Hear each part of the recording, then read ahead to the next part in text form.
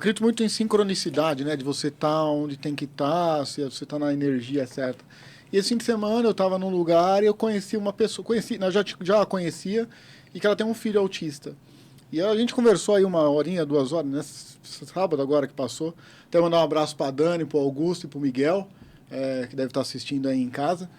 E ela me falou uma coisa que eu nunca imaginei, que o Augusto se desenvolveu normal até uma certa idade e depois regrediu. Sim.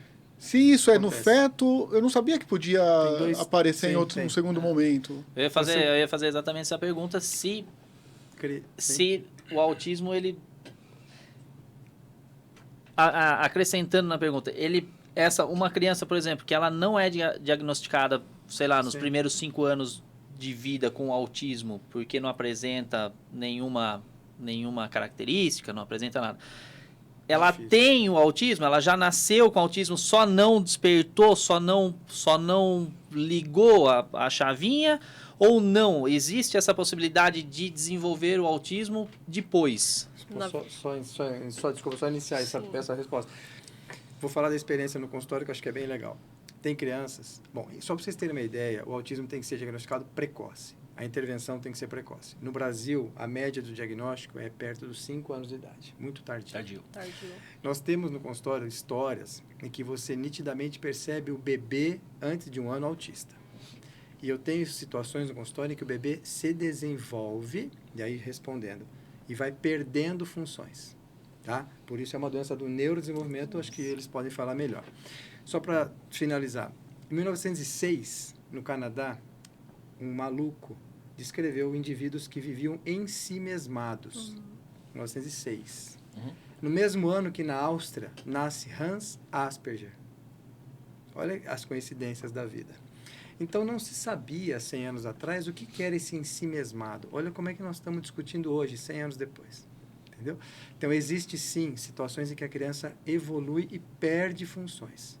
Então, aí posso explicar por que isso acontece, né?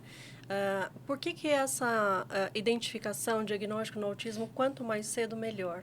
Porque a gente chama do primeiro bloco do desenvolvimento, ou os primeiros 1000 dias da nossa vida. Esse é o período mais importante de todo o resto da nossa vida. Dos primeiros 1000 dias, desde a gestação, ali por volta até dos 3 anos de idade.